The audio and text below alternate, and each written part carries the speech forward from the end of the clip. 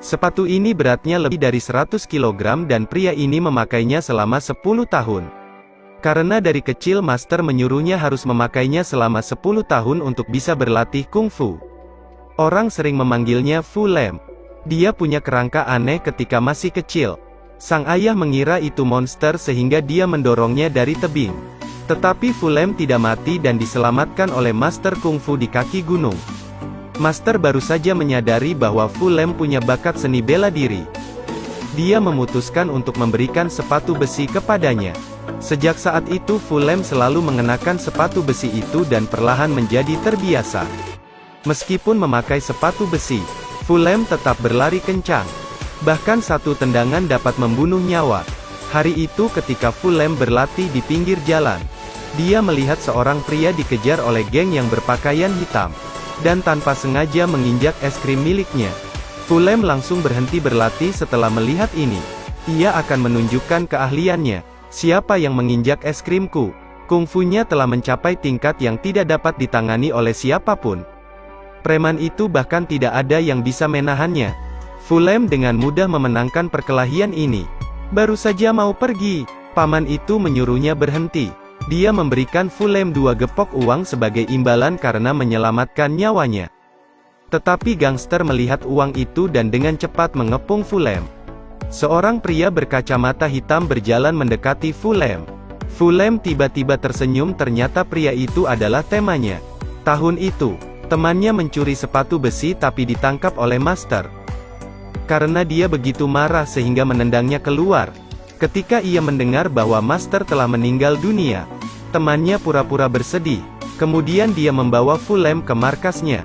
Setelah sampai, mereka bertemu dengan paman kaya tadi yang datang untuk menyewa layanan. Tapi melihat skill pengawal, si paman merasa sangat kecewa.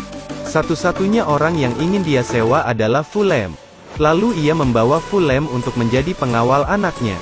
Karena anaknya kaya dan cantik jadi selalu diperhatikan oleh orang jahat. Keesokan paginya ketika Ananta belum tahu apa-apa, dia melihat Fu Lem berlatih di rumahnya dan ingin mengusirnya. Ananta membawa uang banyak tapi melihat Fu Lem tidak bereaksi. Dia langsung mengancamnya dengan senjata api. Fu Lem berkata, meskipun kamu membenci saya akan tetap di sini untuk melindungimu. Sejak saat itu Fu Lem mulai mengikuti Ananta kemanapun ia pergi. Hari itu Ananta makan di luar. Fu Lem merasa Ananta terancam dan segera menyerang pelayan. Ada apa? Ada racun dalam anggur. Kemudian Fu Lem dengan cepat membawa Ananta keluar dari restoran. Sekelompok orang menghalangi jalannya dan mereka membawa Ananta ke bus. Ini jelas-jelas penculikan. Tapi Fu Lem tidak terlalu peduli. Meski kakinya memakai sepatu besi tapi ia berlari bahkan lebih cepat dari mobil. Dan dengan cepat muncul di depan mobil para penculik. Saat mereka melihatnya mobil itu segera melarikan diri. Tapi Fu Lem segera menendang kaca mobil itu. Menyebabkan kaca mobil pecah. Bahkan pintu belakang terlempar ratusan meter. Fu Lem berhasil menyelamatkan Ananta dari penculik. Setelah insiden itu, Ananta mulai mengubah pandangannya kepada Fu Lem. Tuan itu menemui Fu Lem dan bilang dia tidak perlu lagi melindungi Ananta. Tetapi Fu Lem menolaknya, karena berbuat demikian seperti mengkhianati jiwa seni bela dirinya. Ternyata si kakak adalah kaki tangan para penculik. Keduanya saling bergegas dengan cepat. Meskipun kakak tidak berlatih dengan besi, tetapi dia menguasai tinju baja. Meskipun begitu, ia dengan mudah dikalahkan oleh Fu Lem. Karena merasa kalah, ia memutuskan untuk mundur. Fu Lem membawa Ananta ke lautan. Ia pikir ini akan lolos dari pengejaran. Tapi suatu malam mereka datang lagi. Fu Lem membawa Ananta untuk melarikan diri ke hutan.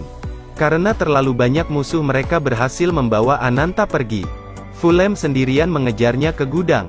Tapi ia tidak tahu lawannya sedang mengatur jebakan di sana. Lalu satu persatu musuh muncul. Mereka semua adalah ahli kungfu di sini. Ketahuilah berjuang sendiri sangat melelahkan. Mereka melemahkan kekuatan Fu Lem. Di bawah kepungan lawan, Fu Lem dijatuhkan dengan cepat. Mobil menembus dinding untuk menabrak Fu Lem. Fu Lem kemudian dibawa kembali ke hutan. Pria itu mendorong Fu Lem itu ke dalam lubang dan menguburnya hidup-hidup. Mengingat ketika mereka masih muda, mereka selalu berlatih kungfu bersama. Persaudaraan mereka sekarang tengah hanyut bersama hujan. Air hujan menyebabkan tanah terkikis dengan cepat. Tak berapa lama, sepatu besi tiba-tiba muncul di atas tanah. Fulham secara ajaib telah berhasil selamat. Kemudian ia memutuskan untuk melepas sepatu yang telah ia kenakan selama 10 tahun.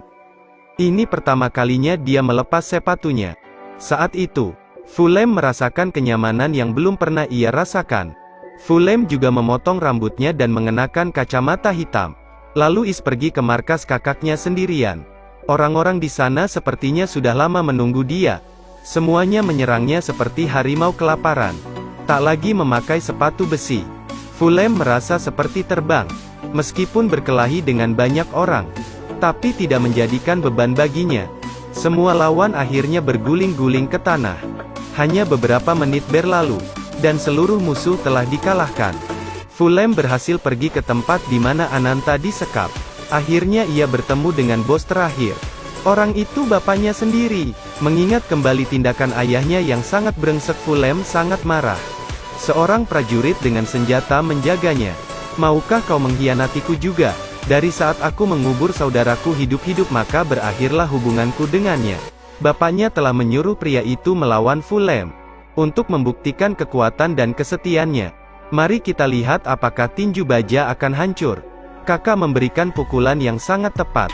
Itu dengan cepat menjadi luar biasa. Karena pertempuran ruangan ini menjadi berantakan. Fulham memutuskan untuk menggunakan tendangan baja. Dengan satu tendangan berhasil mengalahkan kakak senior itu. Pria tua menembaknya langsung di dada. Meskipun kakak dulu menyakiti Fulham, cinta di antara mereka belum pudar. Fulham memutuskan untuk membalaskan dendam. Tetapi dia ditembak melalui jantung oleh seorang pengawal. Semua orang di sana mengira Fulham sudah mati. Tetapi ia tiba-tiba membuka matanya dan menyetang pengawal itu. Mereka bahkan tidak berpikir bahwa hati Fulham ada di sisi kanan. Itulah alasan ayahnya membuang Fulham. Akhirnya Fulham mencekik ayahnya tapi ia tidak bergerak. Meski ayahnya telah melakukan banyak dosa, dendam hanya memperpanjang kebencian. Fulham menggendong jenazah saudaranya yang sudah dikremasi. Dan kembali ke tempat di mana keduanya berlatih bela diri. Fulham memulai hidup baru di sini. Cerita pun berakhir. Terus ikuti Edelweiss Review untuk mendapatkan update cuplikan film terbaru.